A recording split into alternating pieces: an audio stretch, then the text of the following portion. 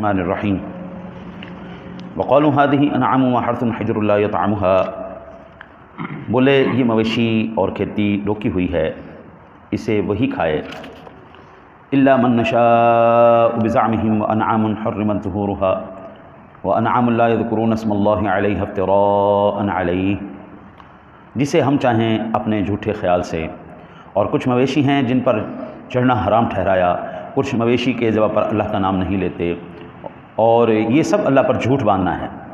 سیجزیہم بما کانوا یفترون، ان قریب وہ انہیں بدلہ دے گا ان کے افتراؤں کا۔ وقالوا ما فی بطون هذه الانعام خالصۃ لذکورنا ومحرم علی ازواجنا، اور بولے جو ان مویشی کے پیٹ میں ہے وہ نرا خالص ہمارے مردوں کا ہے اور ہماری عورتوں پر حرام ہے۔ وَإِن يَكُن مَيْتَةً فَهُمْ فِيهِ شُرَكَاءُ سَيَجْزِيهِمْ وَصْفَهُمْ إِنَّهُ حَكِيمٌ عَلِيمٌ، اور اگر مرا ہوا نکلے تو وہ سب اس میں شریک ہیں، قریب ہے کہ اللہ انہیں ان کی باتوں کا بدلہ دے گا، بے شک وہ حکمت والا اور علم والا ہے۔ قد خسر الذين قتلوا اولادهم سفها بغير علم وحرموا ما رزقهم الله افتراء على الله قد ضلوا وما كانوا مهتدين، بے شک تباہ ہوئے وہ جو اپنی اولاد کو قتل کرتے ہیں احمقانہ جہالت سے، اور حرام ٹھہراتے ہیں وہ جو اللہ نے انہیں روزی دی اللہ پر جھوٹ باندھنے کو، بے شک وہ بہکے اور راہ نہ پائے۔ ان آیات مقدسات اور پچھلی آیہ مبارکہ کے ضمن میں نے کل آپ کو 10 قسمیں بتائی تھیں کہ بتوں نے غیر اللہ کے نام پر جو 10 قسم کی خرافات، بدعات اور جو جھوٹے قسم کے انہوں نے اپنے رسومات بنا رکھی تھی جانوروں کے حساب سے، وہ میں نے کل آپ کو عرض کی۔ آج اس کے بارے میں ان تمام آیات مقدسات کے بارے میں کچھ میں خلاصہ عرض کر دیتا ہوں کہ بہت سے مشرکین کے خیال میں ان کے معبود یعنی شیاطین نے اپنی اولاد کو قتل کرنے کو مستحسن بنا رکھا ہے، جیسا کہ زمانہ جاہلیت کے اندر لڑکیوں کو ہم نے کل تفسیر کی کلاس میں آپ کو یاد ہوگا پڑھا تھا کہ جب بیٹی پیدا ہوتی ہے ان کے منہ کالے ہو جاتے ہیں، غمزدہ ہو جاتے ہیں، ان کے دل کھول کے دیکھو تو بیچارے بالکل نہ مرے پڑے ہیں اندر سے، ہائے دی ڈم پئی، ہائے دی چام پئی، یعنی منڈے دیواری جناب آج بھی، حالانکہ یہ میں حیران ہوں، مسلمان اسلامی طبقہ ہے، مملکت اسلامی ہے، اور اس کے اندر بھی آج بھی بیٹی پیدا ہونا جی تو چہرے ایسے اتر جاتے ہیں۔ الحمدللہ مجھے اللہ تعالیٰ کی ذات نے 3 بیٹیاں 2 بیٹے دیے، کروڑہ مرتبہ شکر ہے۔ میں نے ہر ایک کو ایک لیول پہ پڑھایا، کوئی میں نے اس کے اندر کوئی نہیں کیا کہ یہ میری بیٹی ہے تو اس کے لیے بس دین ہی کافی ہے، نہ بیٹوں کو دین بھی پڑھایا، دنیا بھی پڑھائی، بیٹیوں کو دین بھی پڑھایا، دنیا بھی پڑھائی، تربیت دونوں کی ایک برابر کی، ایک برابر کھانا، ایک جیسے کپڑے، کوئی کسی کے اندر کوئی جو نا جی اونچ نیچ کوئی ہے ہی نہیں۔ میں کروڑ ہاں مرتبہ شکر ادا کرتا ہوں، کروڑ ہاں مرتبہ شکر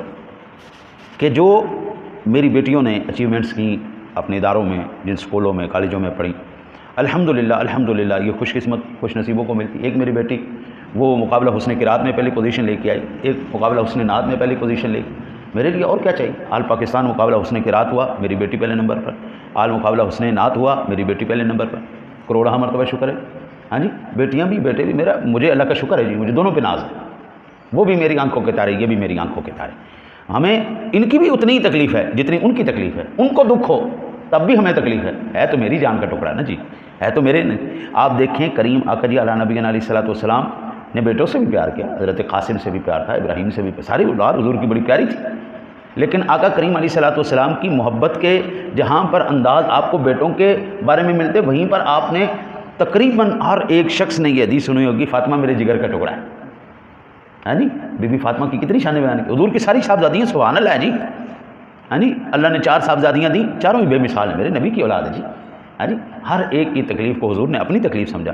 ہاں جی۔ آپ کریم آقا جی علیہ نبی علیہ الصلوۃ والسلام کے اگر ماننے والے ہیں تو پھر میرا بابو اس میں نہیں، میں اور میرا بیٹا ہم یہاں پہ بیٹھ کے قرآن پڑھاتے ہیں، میری بیگم اور بچیوں پر بیٹھ کے قرآن پڑھاتے ہیں، کروڑہ مرتبہ شکر، قرآن بھی پڑھی ہوئی ہے، دین بھی پڑھی ہوئی ہے، دنیا بھی پڑھی ہوئی ہے، کروڑہ مرتبہ شکر۔ ہمیں بھائی کوئی تکلیف نہیں، ہمیں کوئی تکلیف، کسی میں مسئلہ ہی کوئی نہیں۔ وہ بیٹیاں شادی کر کے گھر چلی جائیں نا تو خدا نہ خواستہ وہ ہو جاتا ہے معاملہ، نہیں بھی بنتی، کبھی طلاق ہو جائے تو اس بیٹی کو اپنے گھر میں وہ مقام نہیں ملتا جو اس سے پہلے مل رہا ہوتا، حالانکہ بیٹا شادی کر کے بھی وہاں پہ رہ رہا ہے، سارے اخراجات باپ بھی اٹھا رہا ہے، لیکن بیٹی کو وہ عزت دوبارہ نہیں مل رہی۔ یہ جو معاشرے کے اندر ہے نا جی، اور پھر عجیب نظروں سے دیکھنا ہے یار، بھائی مجھے یہ بتاؤ اگر طلاق اتنی بری شے ہوتی قرآن ذکر کیوں کرتا؟ نہیں ذہن مل رہا ہے، کوئی بات نہیں، ٹھیک ہے، جاؤ، ایک اسلام نے تمہیں طریقہ بتا دیا ہے، تم بھی جاؤ آگے، وہ بھی آگے جائے، اللہ تعالیٰ دونوں کے نصیب اچھے کر دے گا، دماغ مل جائیں گے۔ تو یہ آج بھی رسم بالکل اسی طرح ہندوؤں میں، تو آپ اندازہ کریں ستی کرنے کی رسم جو تھی، ہیں جی، وہ یہ پچھلے سال کیا گزرا، 2022 کے اندر، وہ ایک رپورٹر نے رپورٹ کیا کہ آج بھی اس کے بعض علاقوں میں شوہر مر جانے کے ساتھ عورت کو بھی زندہ جلا دیا جاتا ہے، آج بھی، سن 2022 کے اندر رپورٹ میں نے پڑھی۔ اور یہ کووڈ کی وجہ سے جو ہے نا جی، یہ باتیں ان کی ساری کھل کے سامنے آئیں، ہمارے پاس رپورٹ بعد میں پہنچی، یعنی آج تک وہاں پر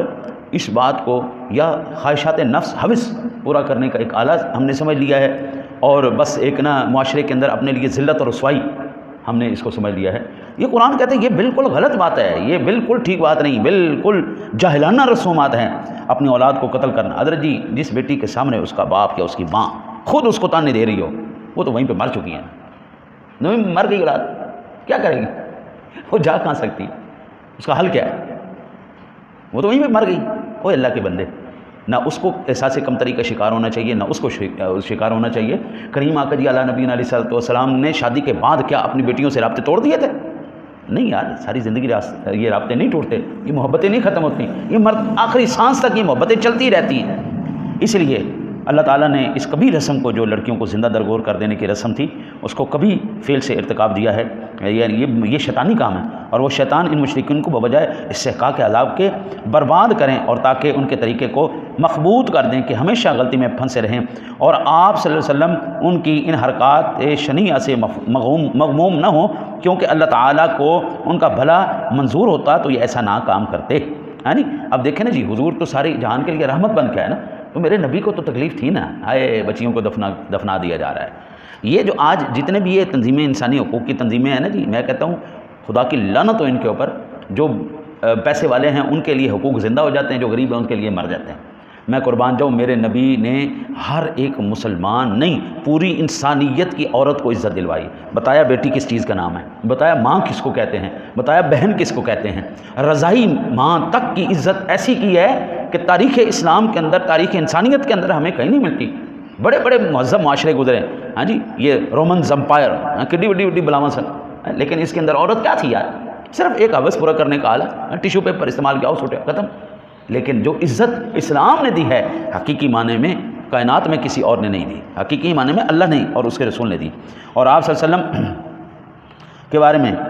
ان کو ارشاد فرمایا گیا کہ جو کچھ یہ غلط باتیں بنا رہے ہیں کہ ہمارا یہ فعل بہت اچھا ہے، یوں ہی رہنے دیجئے، کچھ فکر نہ کیجئے، ہم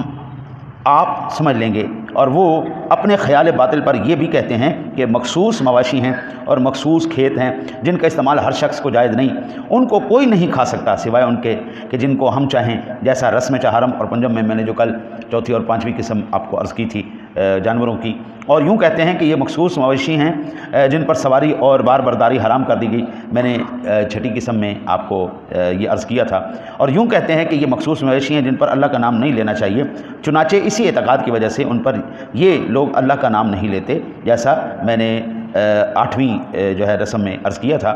اور محض اللہ تعالیٰ پر یہ افطرا باندھنے کے طور پر کہتے ہیں، اور افطرا اس لیے کہ وہ ان امور کو موجب خوشنودی حق تعالیٰ سمجھتے ہیں۔ اور سب سے بڑی جو ہے نا جی یہ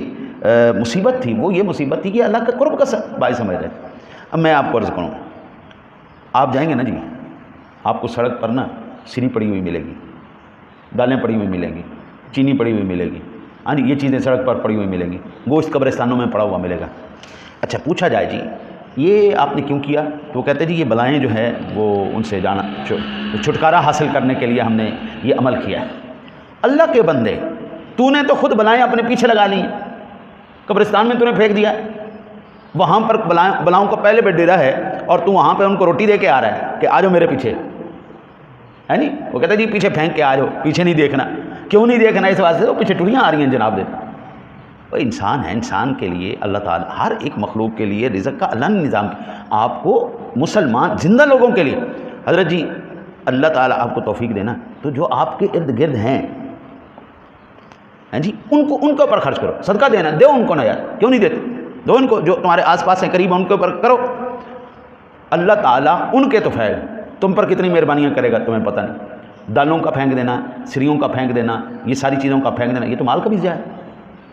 سڑکوں میں پھینک دیا، قبرستانوں میں جب بھی کبھی قبرستان جاؤ نا جی تو عجیب عجیب نظارے ہی ملتے ہیں۔ کسی قبر کے اوپر چینی پڑی ہوتی ہے، کسی کے اوپر دالیں پڑی ہوتی ہیں، کسی کے اوپر سریاں پڑی ہوتی ہیں، کوئی پائے پڑے ہوتے ہیں، کوئی اس طرح کی عجیب عجیب مخلوقات پڑی ہوتی ہیں۔ او خدا کے بندے ایسا کیوں کر رہے ہو؟